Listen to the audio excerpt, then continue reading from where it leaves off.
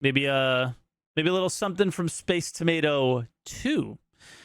This is a little talk about how space stations have changed in Star Citizen and what comes next.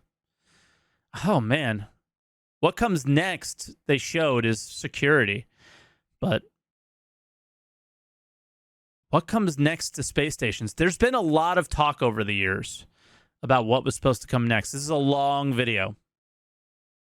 45 minutes. Here we go. Strap in.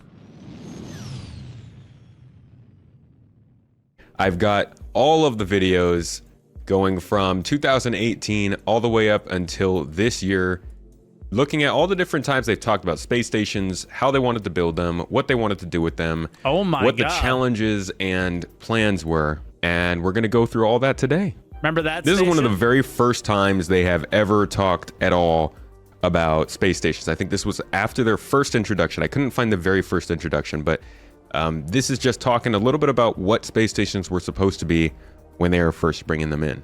And here we see work that the procedural tech team has done recently on various libraries. The procedural generation, varying color schemes go. Listen. Who here thinks those right there shouldn't be player owned? Like when they said no space stations, who thinks that we shouldn't be able to make these? We should be able to make these. 100%. Look at them. They're tiny. But how awesome would they be for a player? A long way, along with varying, obviously, the shapes. Sticking with the rest dots, here's a look at recent testing the procedural feature team has done on the approach to stations like this. Yeah, modular, so we can choose what we want. And then it's all about the okay, so that's a materials to first build look it. at the space stations, and then Oh my God. I don't know what I would do. I would be the happiest. I would wait forever. they jumped. This is a few months later, so they didn't introduce the space stations yet, but then we got another look more at the interior of them.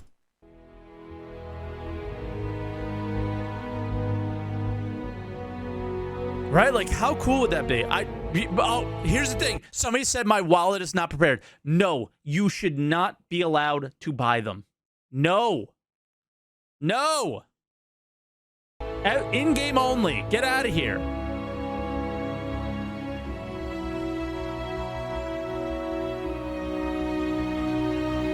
So what we're about to look at here is back in the day when they were first making these space stations, they were actually making them mainly by hand, not completely by hand.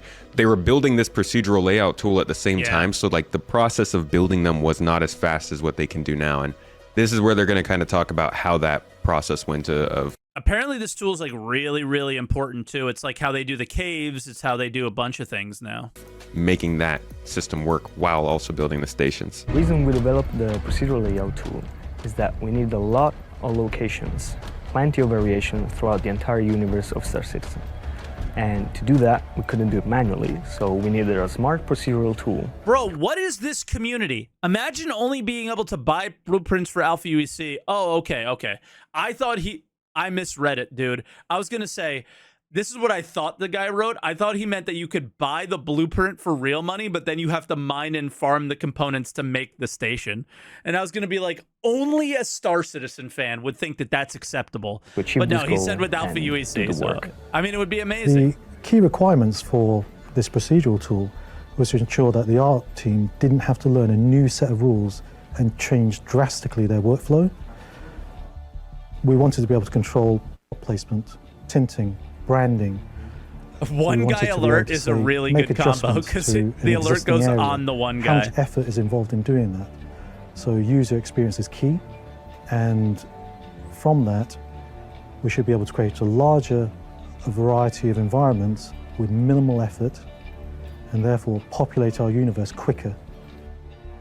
So like they were already scaling up at the time. The stations were nowhere near this size when we first got. But they say that they were going to be able to do it quicker and all this stuff, and it took a really long time to get to the point where they are now, and they are able to. So we're going to see that that's whole kind history. of they do this a lot, where they work on something for one thing, whether it be caves or underground facilities or space stations, and then they bring that work over to the other stuff they're building. So like the space station tool got used for HABs, as you can see. It also got used for caves, interestingly enough. The Mighty Bridge tool that they use for space stations, which we'll go over in a little bit here, is also used for caves on the ground, which is strange. And I think jump points. First thing that we're kind of seeing when they're building out these space stations is they're focused a ton on the modularity. Of course, that makes sense. You got to have modularity with space stations. But they built a ton of them. A lot of them. More than I think most of us feel like we see. Yeah. Regularly when we're going to space stations. Everybody, I think, agrees that they feel quite different right now. Or, sorry, quite similar to each other right now. So let's continue to step forward. They just have the HAB area, which has got the, you know, where the ASOP terminal, you can go to your HAB elevator or the other elevators, and that's pretty much it. So it's like your lobby, and then you have your food court, and then you have your cargo deck, and then you have your refinery deck. Like, it's all very rigid right now, and they're all very similar. But I think we all think that they're made from the same company, so that idea would make sense. But I don't personally care about the variety too much there. I don't know what you guys think, but it doesn't bother me that much.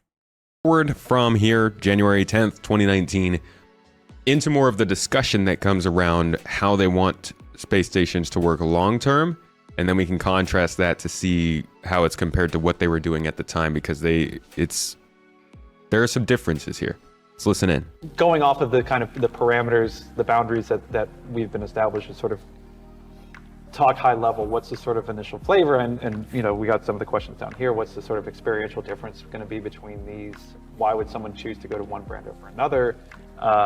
You know, I think this is dead. Do our existing brands work for these? This idea is kind of dead. an interesting thing too, because you know, we have a lot of companies as it is, and it's sort of, it's easy to kind of go like, oh, we'll come up with something new, but at the same time, like, that's not necessarily the best way to go, because it's like, because they killed the repair stations.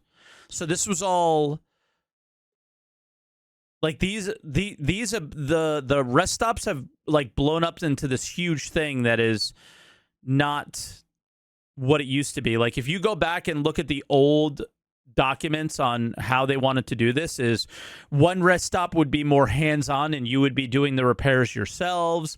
One would be automated. Another one would be like somewhere in between. Like there was some GN tech going on. Like they had all these crazy ideas. And then when they went to implement, we got what we got now, which is definitely more boring in comparison to this stuff. Like, why would players choose to go over one brand than another? as opposed no to having we have brands. hundreds, if not 1,000 companies like in creation at the moment. So like why the corporation matrix. Okay, that kind of shows how much detail they go into, but they get into some more interesting topics here. I think. No. All kinds of venues. That shows what kind of detail the writers wanted to go into. That shows them what kind of detail they wanted to do. Did they do any of that detail? How many years has it been since then? Right? They were still in the LA studio, so it's been a couple years minimum. And but it's probably been more like 5 since this conversation, and none of that stuff is integrated whatsoever. Like it comes down to, yeah, the narrative team decides all these grand ideas and whatever that they think would be cool, but the actual implementation says otherwise, right? Ventures, including rest stops. Like you could see something like a hire company, like, okay, we want to build the greatest rest stop in the world. You know, we're really trying to innovate. You've seen some of these rest stops in the world that look like Apple stores, you know, in some ways. And then you see the smaller companies. You know, lower end can be a smaller, more independent company that's just trying to get into the rest stop game. Well, and it's not about being run down. It's just they don't have enough money for a lot of the amenities and a lot of the features. I mean, or conversely, it could be a really major company that's just like, we're just going to spend as little money as possible to turn as much of a profit as possible. Yeah. So it's like, you know, they again, like it's exactly, it's that thing where it's not necessarily this is a dingy, dirty, broken apart thing. It's just, it's cheap and not built with care. Clearly, they're talking from a super narrative perspective, Yeah. and that's really important when looking at a conversation like this. What these guys are talking about, they are the writers. They're the ones who set up what the world is going to look like, but they're not putting it in the game. They quickly got rid of this old model that we were looking at. Which, with dude, they don't need to get rid of it. They just need to give them to us. Like what we were talking about it on our stream the other day. How nice would it be to have something like this? Like, let's say a moon like Daymar would have maybe 15, 20, or maybe less, depending on performance, whatever performance would allow in the area. Locations that you're allowed to place these. And players would place them, and then it becomes something that you have to maintain. You have to pay your taxes on it. You got to make sure that they're in good working order, whatever, right? And if they go into disrepair, maybe there's like a little foreclosure or something like that, and the jurisdiction of Daymar says it's now up for sale, or it's been removed, and then somebody else can now stake claim there. And then there's limited ones around all the moons and planets in all the different locations. And you can kind of set up your base of operation for your org at these. How cool would it be? You have hangars, you have repairs, you have refueling, but all shit you would have to maintain yourself. That would be so sick. these interesting designs and started to move towards much more diverse designs at a larger scale. And that's what we'll get into here.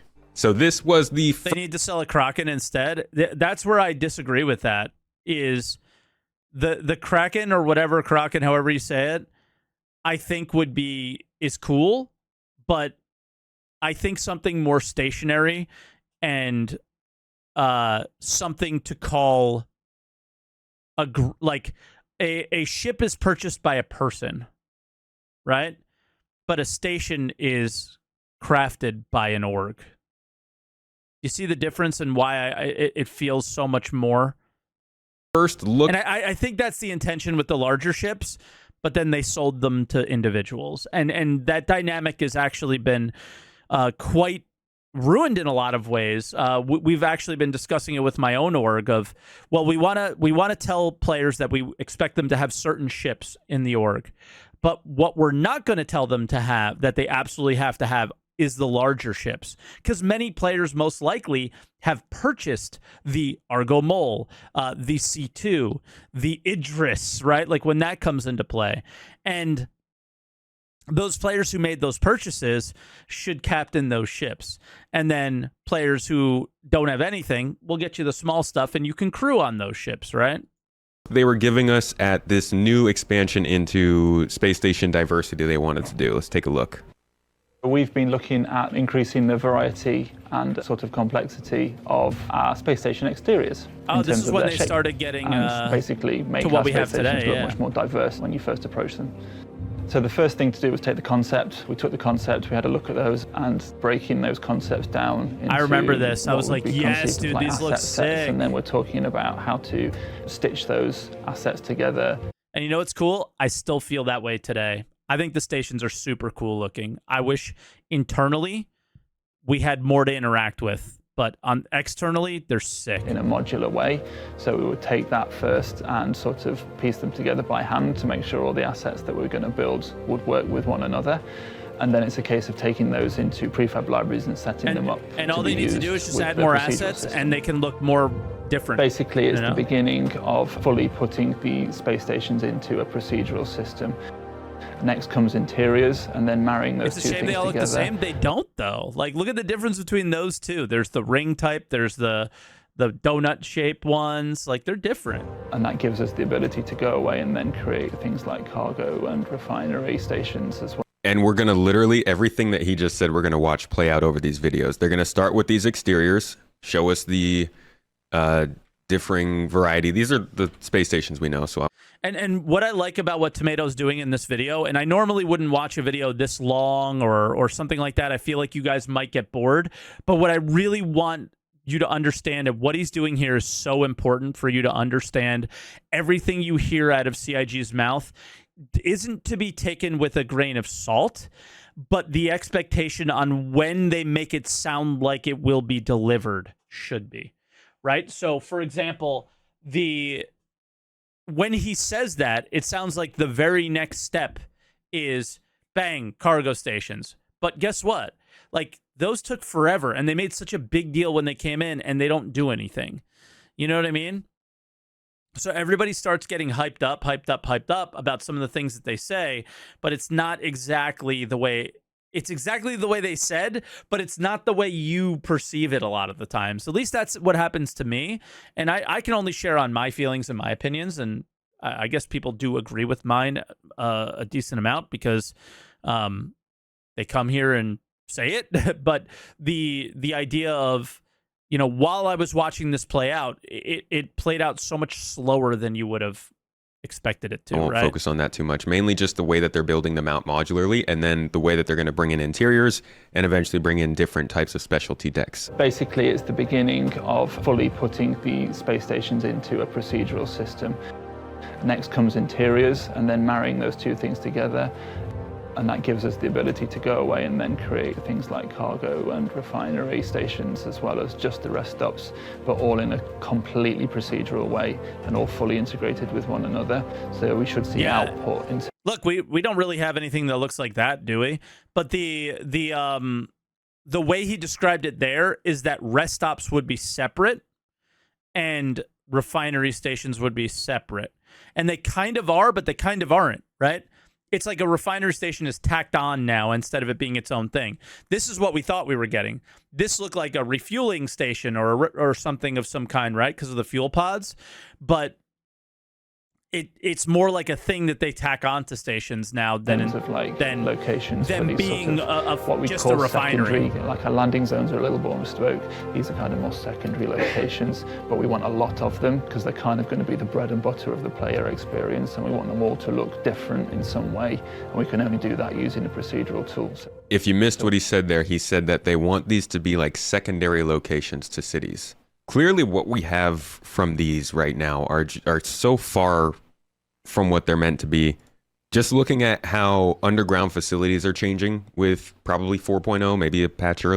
That's an interesting take from him. I feel like they are the secondary city, right? You respawn at them, you refuel at them, you can buy things at them, right? So they kind of are secondary from a feature standpoint. What you can do at cities, most of it you can do at the stations.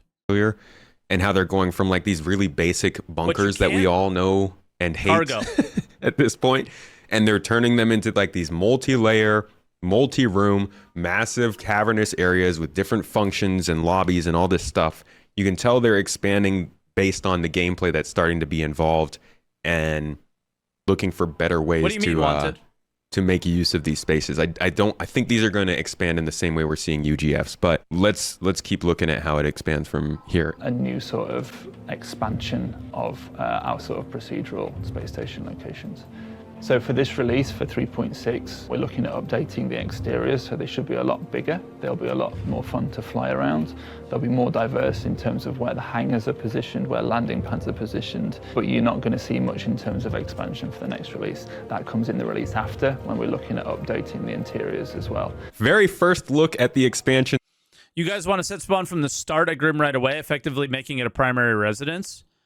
I guess Grim, yes, but maybe not. I don't agree with that. So you're kind of putting words in my mouth. Maybe Grim should be a place that players shouldn't know about or get to until their reputation allows them, is what I've said.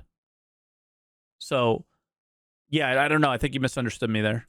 To space stations at the time, that was around summer of 2019. So again, this is before we ever got the space stations that we know now. It's funny to like look at how long Star Citizen's development is. People talk about how it's been 10 years, yada yada, all this stuff, and then realize how much of that actually happened in the last 3 to 4 years to recognize that things actually have been speeding up. That was our very first look at those new stations. Now we have a little talk here with Todd Pappy, where he just kind of talks a little bit more about these space stations and how they're going to work. What we're working towards in the future is building out the space station so it has, let's say maintenance area or gravity room, power room, so on and so forth. So like all these.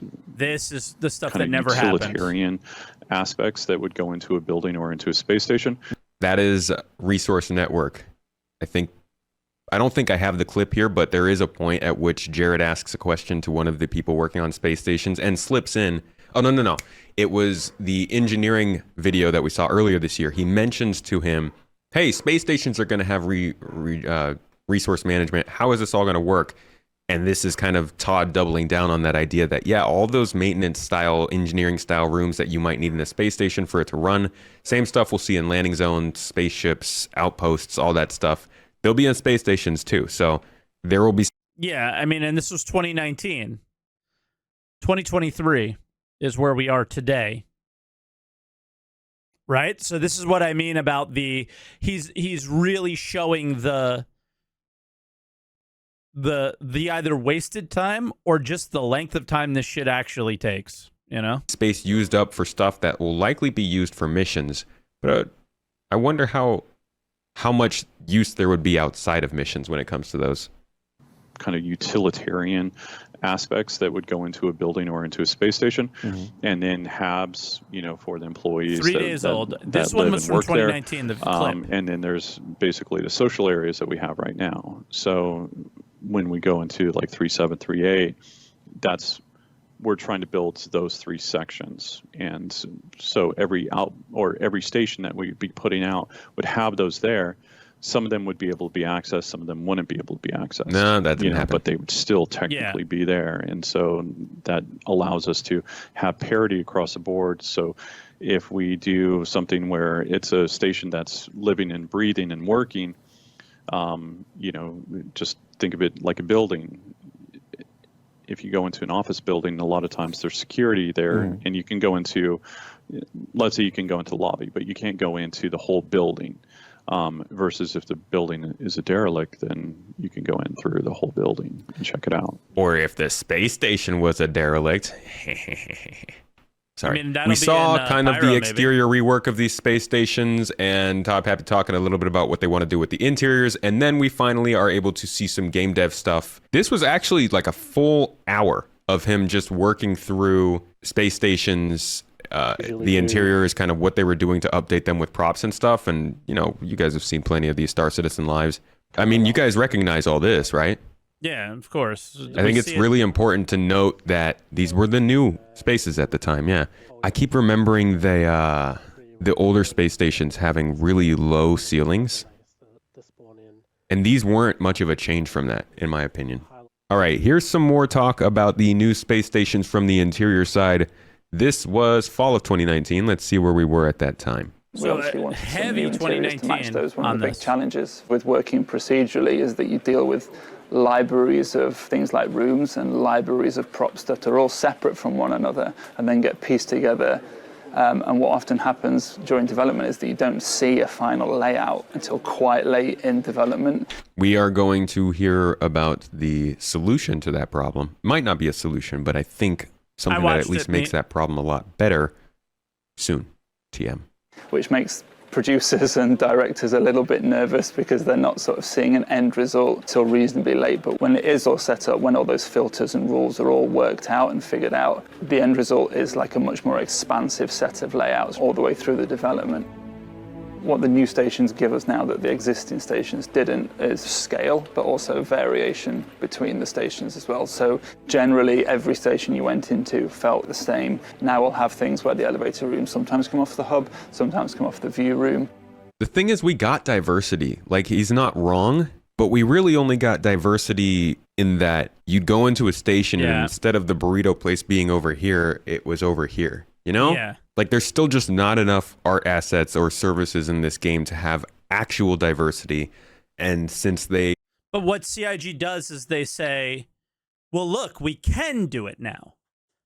And then they don't do it, right? So they show that it's all about the process of this is saying, hey, this is a proof of concept that we can now do modularity with space stations, and then they don't do it. This is proof of concept. We can now loot bodies, but it's terrible.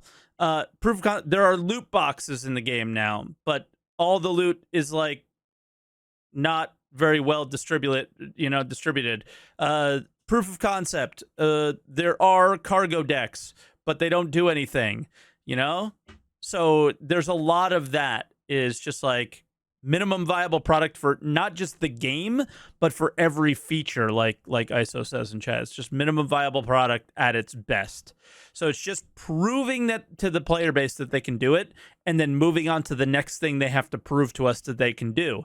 They are suffering from Chris Roberts's quote unquote promises, right? In a lot of ways. Didn't do as much or his vision on the design side. We just really don't feel it that much. They won't achieve it if they don't keep Clearly, moving forward. the goal is that these stations are diversified, but they have put these space stations on the back burner.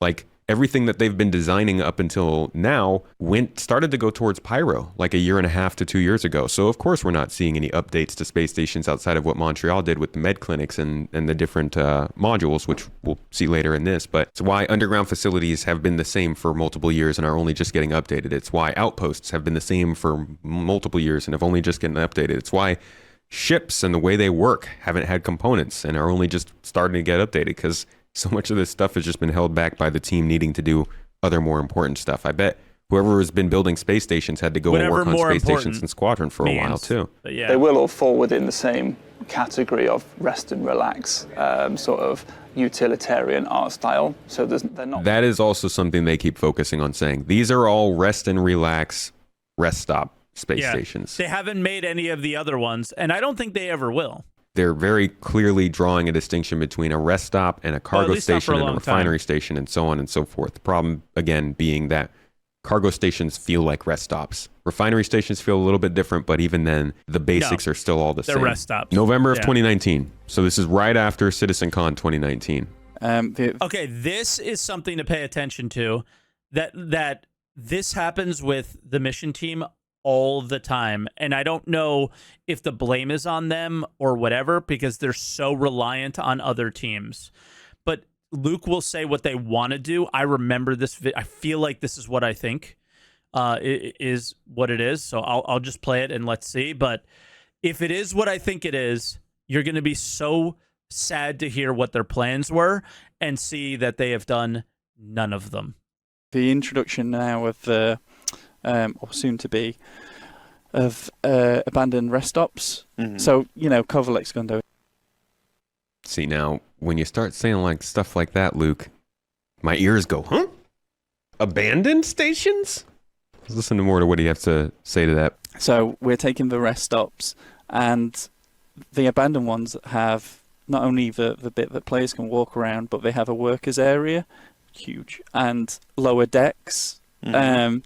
So you can imagine an abandoned one of those that you get to like walk or EVA or whatever around will provide us with so much scope to do a huge investigation mission with so many arcing stories and the building block system that we have. I think we've talked about it before, but like having like kind of an email system or something, so you can actually go and log on and kind of flick through. No, so Luke's not selling code. Like, I know Luke, and I know that he's not bullshitting, which means that the people who I don't know that well, like, I kind of know Jared, but I don't know him. I haven't had as many interactions as I've had with Luke, and know that he's discussing something that they're planning, right? That they're planning on doing. But then what did he need? He needs the derelict stations that don't exist.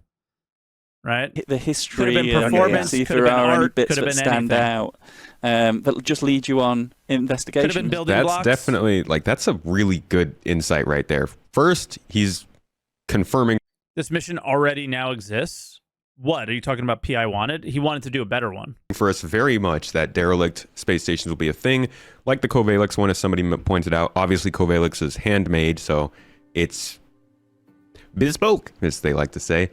But eventually they'll have to make abandoned content kits of space stations and a lot of assets that people can use to create these mission locations. And then we also see on the other side of things with the... And this is not what I thought he was talking about. So they later on talked about missions where you would be able to like get into the space stations from the outside, doing like repair and doing all sorts of, deliveries and missions of all kinds around these stations as well. And the problem with that is, what do you need as the mission team? Well, you need support from other teams, and those teams didn't give them the support they needed, would be my guess. Right? Because the mission team can only go so far by themselves. Mission features team, that they are working on investigation missions, and they're building them in modules so that they can be applied to things like these space stations. So I thought this was a pretty good confirmation of things like abandoned and derelict space stations. A short one, but it was there. This is just on the Pillar Talk, so we'll just get a couple of words on it here, but they'll talk about it a little bit in the following videos. Yeah, just the overall size of them, the visual difference between them, the hub sizes that are in there, the way that we procedurally generate them. We've got HABs, we've got Elroys, having them in low orbit around planets. So they'll basically be a sort of geosynchronous station that will be for each one of the major planets. You don't have to go all the way down to the... You can go there, you can save in orbit versus having to go all the way down to the planet. And also certain people that have certain ships that will not be able to land on planets. They can go there, yeah. Yes, they can go there, And that's then worked obviously out. get transferred down. Okay, that was a very quick update. I really wish they had mentioned they've something lived about up to cargo that. there, but they did mention at least that ships can't be transported down. Now, after interiors were done, they started to talk more about specialized stations. And this brings in, I think, the most important period of time regarding space stations, the lead up to cargo deck. You mean the most hype point with the biggest letdown? If you were paying attention, you knew that cargo decks weren't going to bring gameplay. You could tell from the descriptions and everything that they had that cargo decks were just a location and nothing else was going to be done with them. But we were all so, I don't want to say naive. We were very excited for how things were going. This was right before COVID hit. No, I think on the initial thing, I think he's right. We were all kind of told that it's just going to be a location, but then it was going to be, well, this is where the guild will be. This is where this will be. This is where that will be. And it was like, okay, that's fine. Take your time, but like, the fuck? And we were just very excited for a solid, fun 2020. And I think a lot of people were hopeful that the cargo refactor would be following within a year of these cargo decks. So when they came out, it was, well, why don't we just look at how they started to build them up first? You may have seen in the vault over the last 2 weeks images of work being done on new cargo and refinery expansions to the modular space station system. Seen here currently in white box phase, the modules are more than just exterior variations, but will also provide new opportunities for exploration and gameplay within. Yeah. Now, while this isn't scheduled to come... You hear that? Well, this isn't scheduled to come online, but new opportunities. So you're like, okay, well, new opportunities. Jump on those opportunities. Online in Alpha 3.9, it's a fine example of staggered development in action, with developers and teams working on tasks scheduled across multiple releases. This was literally days before COVID hit. I don't know what this is going to be, but he's probably talking about cargo decks. We'd started work on a couple of new spaces for the space stations. So the cargo shop is a little different from the shops which have been kind of like a single purpose shop. It's kind of a one-stop shop for all your cargo needs, and it'll have a small commercial area for retail purchases with possible sort of guild discounts available.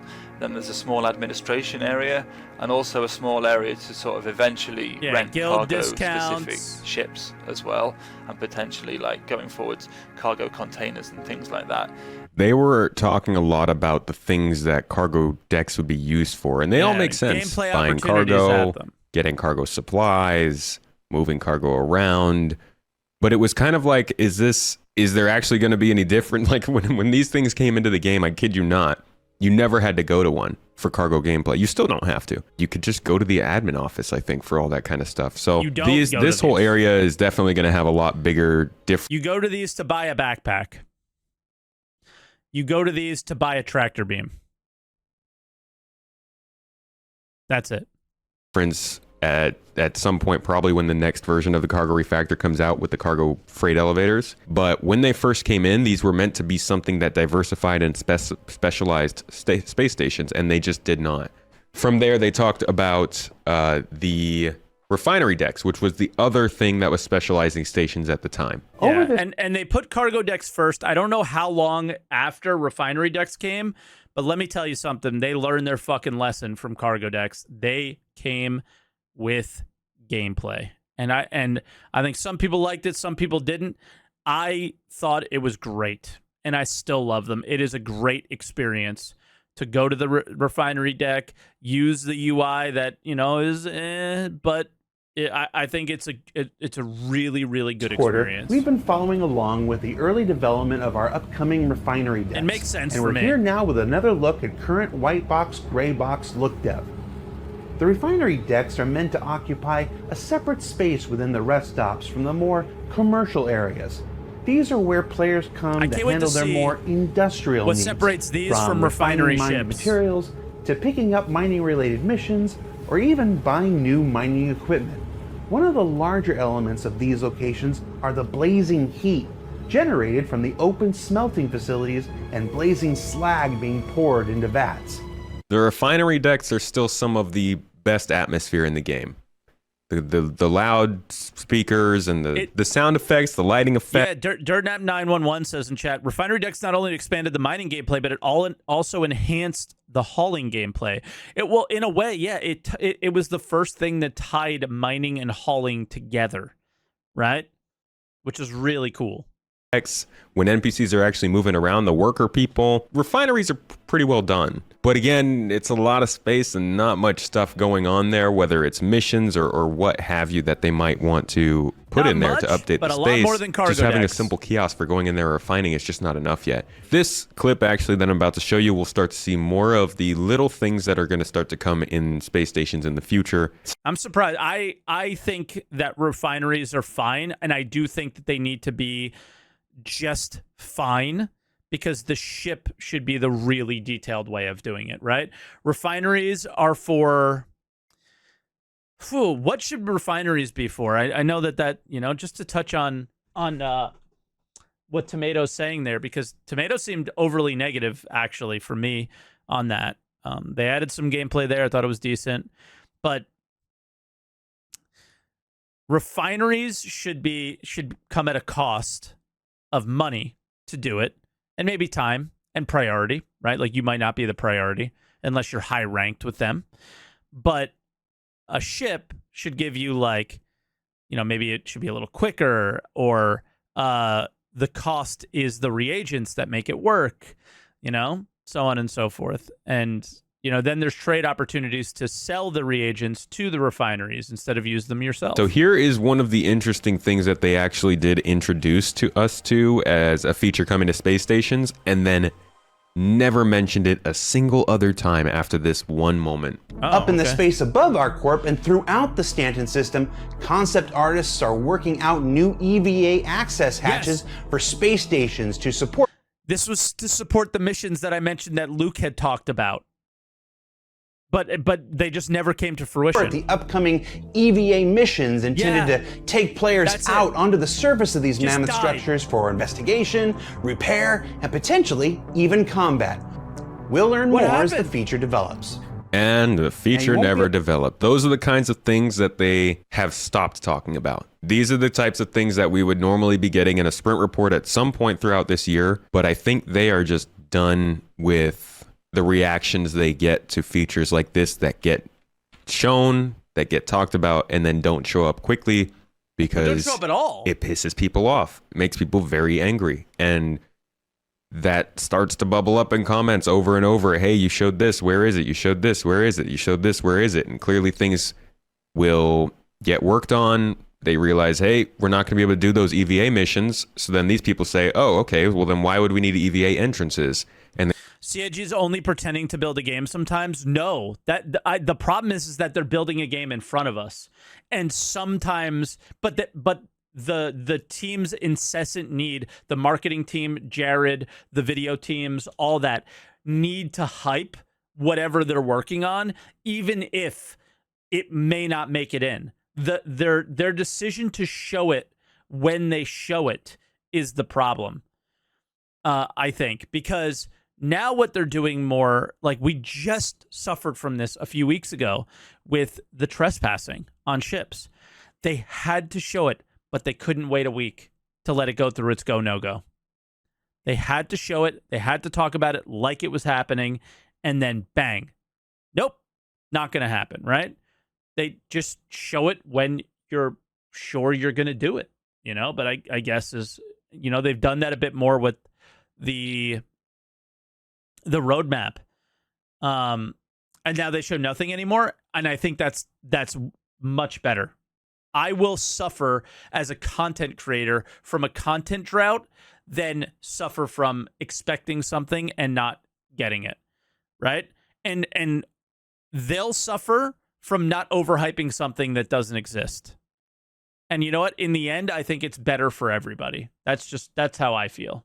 They stopped working on the EVA entrances, not because it's their fault, but because somebody else had to switch their tasks because they can't do EVA missions. Maybe because EVA wasn't good enough. Maybe because AI couldn't back the EVA missions. Maybe because space stations didn't have enough going on to, say those missions should happen. But this is a very clear example of something happened on another team that caused whoever was going to be working on these to not work on them. Whatever features were going to be followed up to not be followed up on, and we never heard about them again. Moving forward from there, this was also around the time that we were getting gas clouds. Come online in the upcoming Alpha 3.12. These particular clouds are designed to... Bro, does anybody look at gas clouds like they're amazing?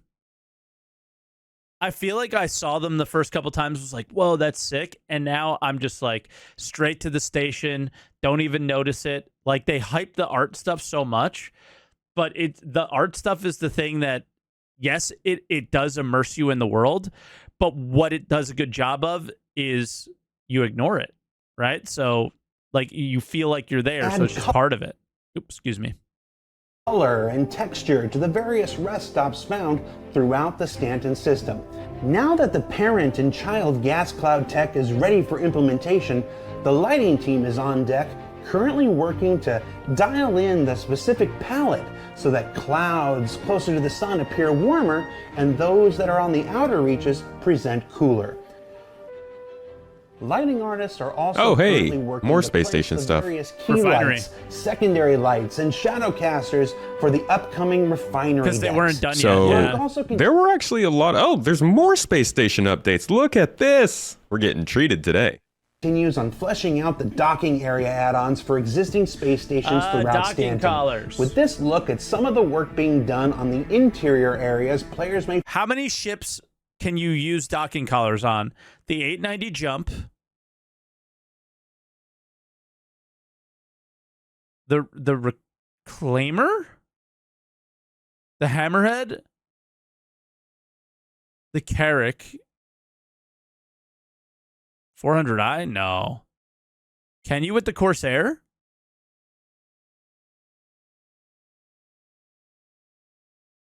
There's a lot that you can, and but there's a few that you can. There's many that you can't. Find themselves in when they arrive. Now this sprint was all about adding in details like branding, the docking services area, what's behind the docking services area counter where you're not supposed to go, secondary details along the floor like parallax occlusion mapping, and an observation deck where players can wait for their friends to arrive or just watch the big giant spaceships come in. Okay, so a lot of things going on with space stations in 2020. We had gas clouds. Oh, just to be clear, guys, I wasn't asking what ships have docking collars. I was asking which ones actively work with the docking collars we have. Those circular docking collars don't function with these, I don't think. Getting worked on. We had refinery decks coming in, and we had docking collars being a thing. That was actually a pretty big feature at the time. It was really the first time I think I had ever seen something like that in a game. I know there are games where you can connect ships together, but 890 and the ship-to-ship and ship-to-station docking in this game always impressed the crap out of me. It just sucks that it's basically been implemented as an alpha example and not really branched out to other more useful implementation or applications yet. All right, now another touch on the docking collars that we just looked at, some of the development going into those. Again, this is now 2021. We're moving on a little bit. Those who have already jumped into Alpha 3.13.1, currently available in the public test universe, know that ship-to-station docking is coming, along with Invictus Launch Week later this month. And here you can see some of the final lighting passes being done for the various rest stop and security station dock. Remember? Guys, we're doing it for the Javelin for our big ship sale, but we're going to give it to you, and you're going to be able to use it, so it's really going to benefit you in the long run. Remember that conversation? I do. Docking areas. Now, I haven't seen this yet, Bullshit. so I'm just going to watch along with you. All right, here's more talk. This is actually talking a little bit from the perspective of Montreal. So something big happened in December of 2020, maybe. This guy is super rich now, by the way, because that's basically all that happened was this guy and Benoit with the turbulent thing. Nothing's changed. All they've been working on is SC. Now these guys just got written a fucking massive check. That's basically all that's changed. They opened a new studio in Montreal. Okay, they kind of co-opted Turbulent. I think they bought out part of Turbulent and essentially became partners in development on Star Citizen. Turbulent is the team that's been working on Spectrum. They worked on the website at first. They started to work on persistent entity streaming. And Montoya said they get paid less. Thank you very much. Yeah, it was probably a good business decision to pay and buy the studio or whatever they did, merge, and then so like initial upfront cost, but at the current point in time, the Canadian dollar versus the US dollar or versus the British pound that they might be using is got to be much lower. So actual cost of employment at the Montreal studios probably one of the better ones that they have. server meshing after a while, and they also have a locations team. When I say this locations team is the cream of the crop, do they get folks, stock I'm talking in CIG? about the cream. They did a swap all kinds of stuff, hospitals, stuff that all came in right on time when it was supposed to, even before expected at times, and it's always done pretty well. And it's been introduced with things like missions and other functionality. So Montreal generally, when they get their hands on stuff, does a good job. The goal for them is to build up a solution that's really oriented around layouts. Our first proof of concept is space station. So how can we help the workflow for the space station for artists and designers to build them more quickly? The second phase will be looking into developing rules in Houdini so that the Houdini can actually generate layouts and for those layouts to be then edited by a person, and at least on the space station, and maybe it's Houdini, but the closed captioning thought it was Uzini.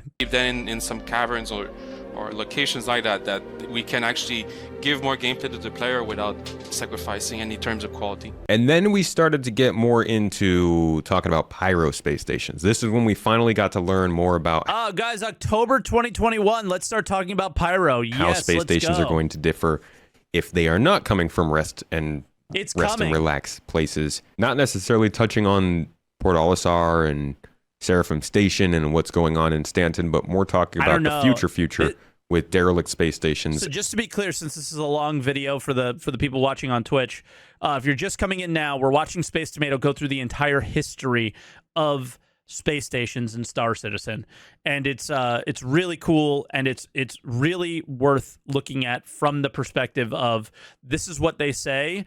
And they do exactly what they said they were going to do, but it took so much longer than they made it sound like it.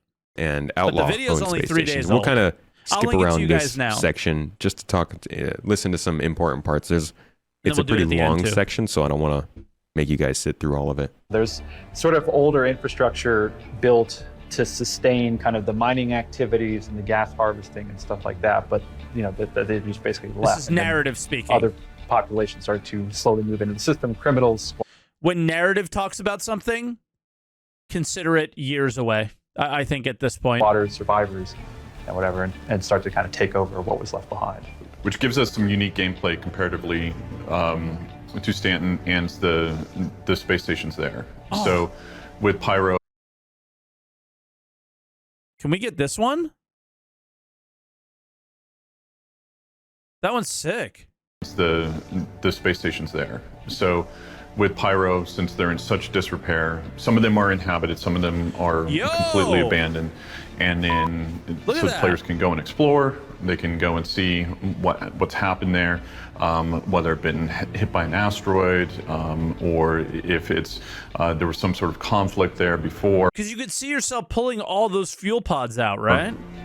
But you'll be able to go and explore the different decks, and be able to go and meet new people, meet the frontier lifestyle, enjoy it. Before we really started exploring anything, one of the core concepts that was discussing as a group was the idea of power and the idea of heat. Now, we've got like this big interior layout of this, maybe this old mining station. How would they have adapted the space? You know, they would have, like, okay, we need power here. Okay, that will create heat.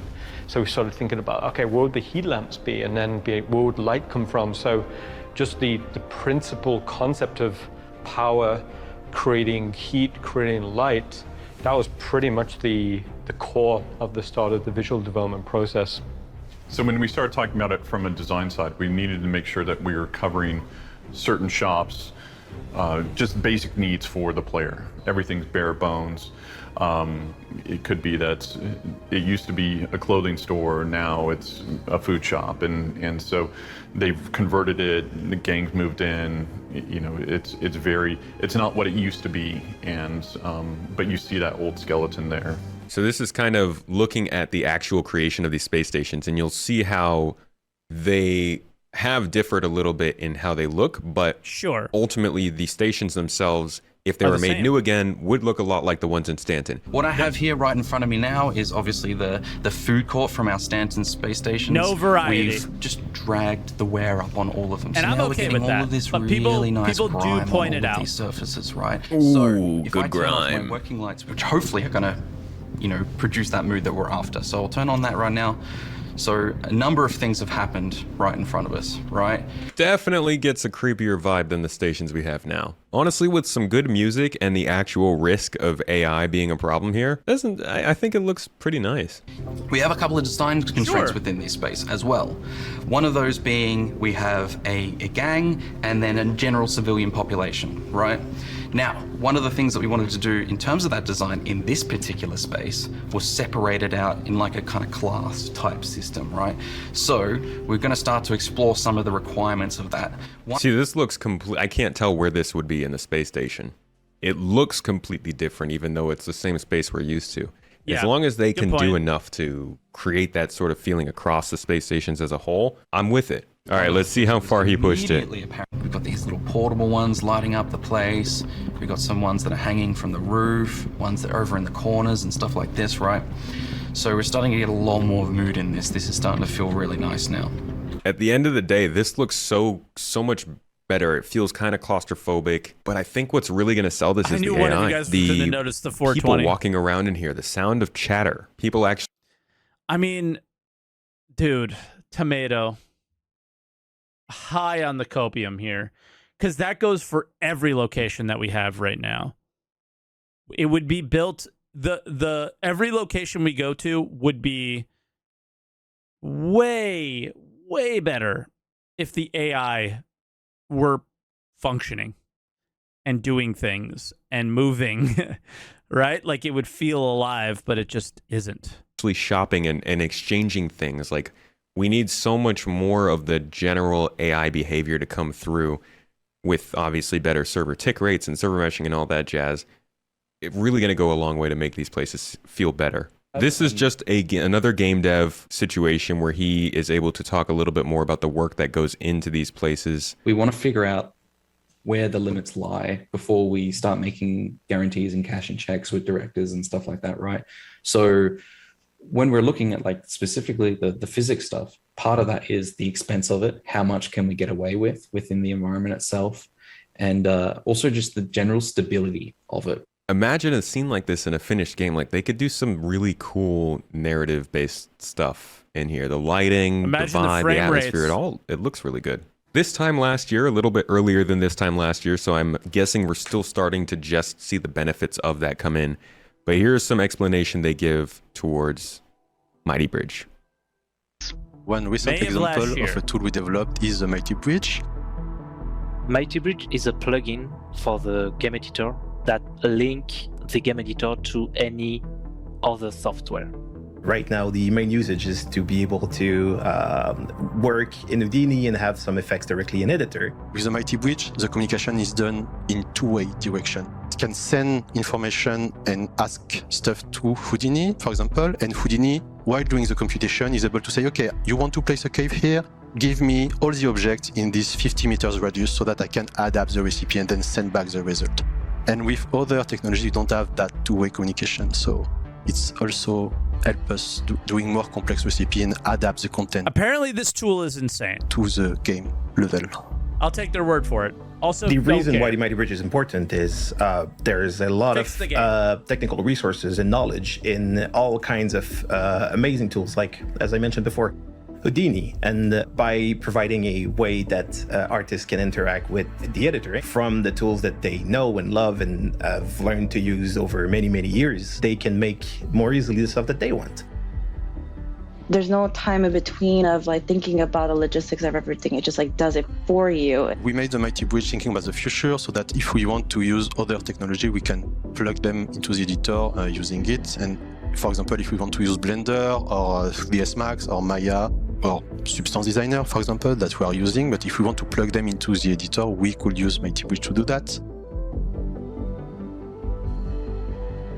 Okay, here's another change they made. This was around last year's time. Very, very short mention, but something that obviously has caused a lot of sadness in a lot of people. Adding additional hangar exteriors for rest stops, enabling the addition of more small and medium hangars for ships to these locations, and the ability to summon and store a greater variety of spacecraft along the way. So that's probably in part because they need to instance hangars to load in ships in an immersive way, and they can't just have them popping up on pads, but it's also because pad ramming was a problem for the entire history of Star Citizen. Yep. A great way to ruin somebody's day would just be to have a ship fly it into somebody else's ship while they're landed and blow them up. I wish it wasn't a reality. I wish there were defenses against it, but for the it is sad that instead of making defenses, they took us into hangars, but I still think that being in a hangar and opening the door into space is such a sci-fi moment that every single time I do it, it feels right. So I'm fine with it. It seems they are assigning hangars now as your alternative. And you're right, pads aren't gone, but ships won't spawn on pads anymore, and stations won't guide you towards pads. Now, we don't know if that's going to move or change in the future, but it is something that exists with space stations now, and it has changed the way they've designed space stations to get around it. So this is just going to be a nice look at Outlaw space stations from a strictly art-based perspective. We're not going to get any gameplay here, but this is kind of the latest sizzle reel we have on what these newer space stations are going to look like.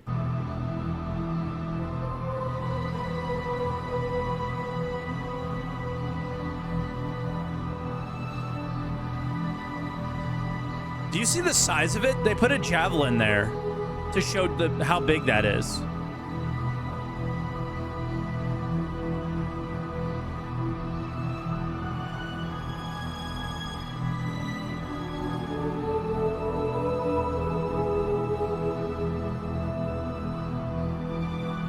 Look at the AI just living their lives, man.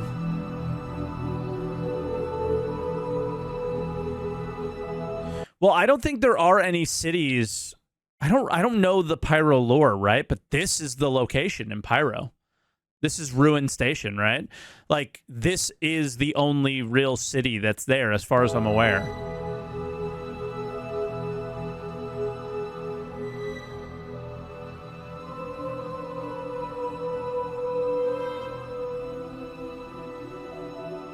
So you don't have like a New Babbage or Orison or anything, right?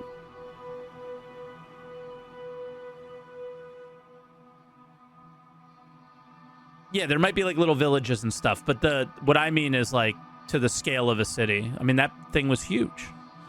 So maybe they can afford it because there aren't any cities that are eating up all those resources.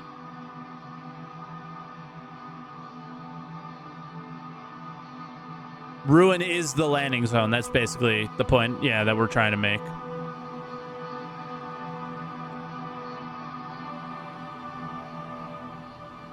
If we ever get there, man. Fuck. I just want to see how Pyro changes the dynamics of combat, trading, and resource gathering. With how it's unlawful. Sitcon feature this year, I guarantee they will look at this. This last shot, because you can see like the little shanty towns that have grown up on the outside of space stations where they don't have enough places for people to live. I do hope that a mission requires you to go here to like interview somebody or talk to somebody or just like be there to get something. So true. Finally, Tomato, so we true. have a talk here briefly with Montreal where they get asked a question where they don't necessarily answer that well. I mean, I understand they didn't have the answer or didn't know that they could have the answer, but there's a question here about derelict space stations, and we've heard about them before, so we know they're coming, but I really was hoping that Montreal would have something to say on this. Any discussions about derelict space stations? Just going one bigger, an entire broken down, run down space station. Not like ruin station, which is still in operation, it's just, but like a old and empty derelict space station, or maybe even a crashed space station. Yeah, they've been discussed. Oh, maybe even a crash station. Do you think he's referencing PO? We're talking about it. I don't remember the name. Is the Do you see the smirk? Like they looked at each other like, can we say this? Can we say this? They feel so uncomfortable. Look. See, you can kind of see, like they all exchange looks here. They all kind of look at each other like, wait, what are you about to say? Right there. Wait, hold on. Port Olisar? Port Olisar. Port Olisar. Yeah, sorry. Thank you. We were talking about maybe we're going to crash Port Olisar on a planet somewhere eventually. But for now, I Could don't be nice. think. Oh shit! I don't remember them saying that. I don't think this is a mandate that's going to be on us, and if it is, it won't be for now. Port Olisar, crashing it somewhere, and is basically using that as an in-lore way to send off from it. And I believe, actually, I said that was last, but we did have one more talk about Port Olisar here. So let's listen to what they were saying here. Seraphim Station is the official name for what we've been calling Olisar 2.0 internally for quite a while now. What we initially set out to do is to create this really grand space station with a really fantastic sense of scale that players could have a really good time flying in and around and also to and from. So we had a really good time playing around with different design languages and shape languages that we could then use to come together for the final product. South We were African also detected. working on lots of sniffed them out. shape studies involving the silhouette of the station to make sure it was reminiscent of other stations and also to bring our own unique spin on it. There's multiple hangars, view rooms all over the station, providing you with, beautiful views of the planet throughout. You know what I got out of this video? That the Montreal team is based as fuck, exactly, and that they just will leak shit and don't care. Time of day. Extremely large station, probably 4 to 5 times bigger than Olisar. So we have everything that you could possibly need inside. It has various sets of hangars and halves in the center of the first 2 rings. Everything is like nothing is changing on the interior from what we know. All of these rooms are the exact same. So like this is the exact same room as from the other stations. And they did a We're whole not getting ISC that on it like it was diversity that they've been talking about all this time with this station. It's just not happening, and it's not. Here's the deal. What we learned about space stations through this video today: exteriors, sick. Interiors, boring. Boring. Why do they feel boring? For me personally, the same way the cities feel boring. What Tomato said, it would be really nice if the AI were like living and alive and you can interact with them maybe. But more importantly, it's when you land at a space station, there should be things that you do there that you, when you're at the station, you're there for a period of time for a reason, right? Like you're not just, all right, let me refuel real quick. Let me get some drink real quick. And like the goal is to get out of it as soon as possible, just like the landing zones, right? The goal should be to make them to a point where players don't necessarily want to leave them or don't have to leave them. Like imagine a city where you're at a trade and development terminal or on your ship or somewhere where you're just trading commodities, right? I don't know. Maybe I'm saying it wrong because there's no way you should disagree with me, SaltEMike and Nico. So let me try and rephrase this a little bit. Is you shouldn't want to leave them right away. Like, they shouldn't be this thing that's getting in the way of your gameplay. They should be integrated into it. Does that make more sense? That's more what I'm talking about here is that you should have so much there that it's a part of the process instead of a hurdle that you have to climb over to continue playing, right? That's what I mean. Happened for a while, I think. Then towards the back end of the ship, we have the cargo area, which is going to incorporate that gameplay as well. So this is how we sort of mixed and matched all of these together to create something a little bit more unique. We also have docking tubes you shouldn't and disagree everything. with me. It's just I made a statement that should just generally be agreed upon, because how can you disagree with it? It just makes no sense, you know? Yeah, like me saying keep you there is where I knew you were against, so I was trying to address that. So sorry about that. Also, players could need to traverse along this big structure. Has the medical clinic areas, it has cargo, everything there that's needed to support all of our careers that are being developed and growing. There should be stuff for people that don't want to fly around The in a whole space need game for to the do. station Yeah. was that we're trying to have a focus on and introduce bounty gameplay into each station as much as we can. So each station also has a security dock integrated into it as well. That is going to be where all of the bounty gameplay is going to be happening, and you're going to be directed towards that. I don't know how I feel about this yet. It makes sense I that hate you're it. going to the security dock for bounties, but it almost feels like there should be a special hangar on the security dock for bounty hunting specifically. That brings us to... I don't know if I hate it. I think it's too big. It's too, like, we need to hear more about it, the process. kind of the point of this But, video. Port Olisar, I don't know how I feel about it yet. We need to hear more about Bounty Hunting 2.0. I think, embodies the entirety of how space stations have changed from 2018 when we were first getting them in the PU, at least in 3.0, to now 2023, where we're kind of in the middle of fleshing them out. Since they are building them in stages with these I feel like we're on a break, Tomato, instead of in the middle of them. utilitarian ones in Stanton and now the outlaw ones in Pyro, we'll probably end up getting something like high tech in Terra. Maybe we'll see Henoism in Castra. Possibly we will see some Streamline in Nyx, or maybe some more colonialism in Nyx. But clearly they're coming in waves, and Seraphim Station is the end of the wave that we're currently in. This feels like they are closing out utilitarian style. Disagree. I think we're still in the prototyping of because the gameplay isn't there.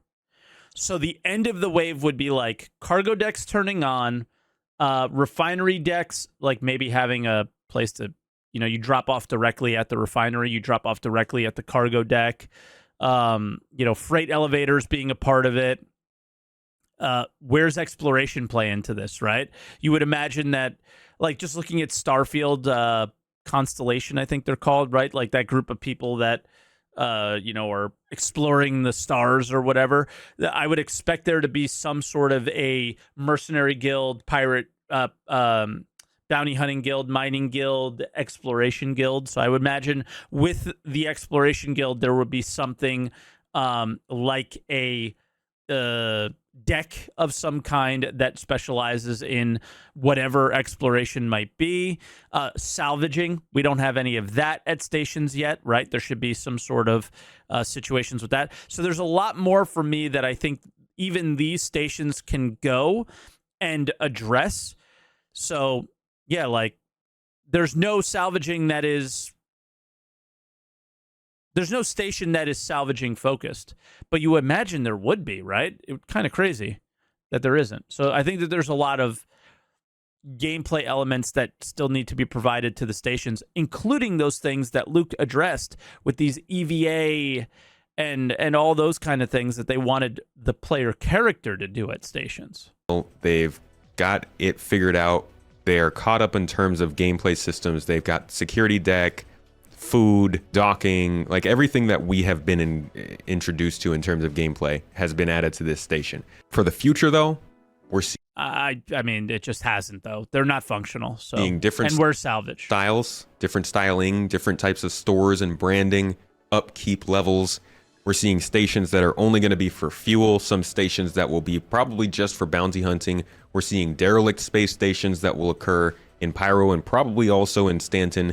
Outlaw space stations that I think we will see in places like Stanton as well. At some point, Grimhex will have to be replaced, and it will likely be replaced by an Outlaw space station that has asteroids incorporated into it. But all of these types of things we've looked at are going to end up in Stanton in some way at some time. I think and they're right now change we Grim. are just sitting in a pool of monotony when it. Why replace Grimhex? If you guys watch the PO video, these legacy places cause a lot of issues with the always having to go back and fix the legacy code that breaks when they do updates. So they want to have stations that work like these, that are, I think they will do Grim. They redid it though. I don't think they redid it with this, with the elevator tech and things like that. I think they're going to want to remove those Grimhex elevators that often break, right? Comes to space station. It may look very much the same, but I think that there's some things that they'll change. I don't think this is how they're going to be. That's what he means. For much longer, next couple years maybe. This has been a little talk, a little look into the history of space stations, how they got to where Port LSR is, why it's leaving, and what we might get in the future. Catch you all next time. That was really, really good. But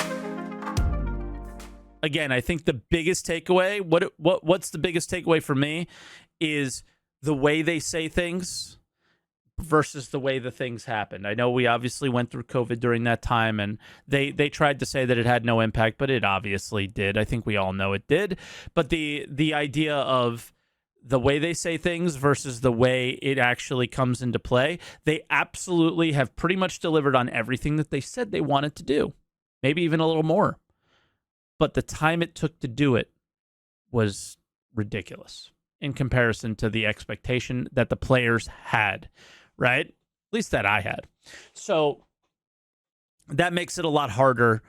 And it's just, it puts things in perspective when you take this really long look at a system like that, right?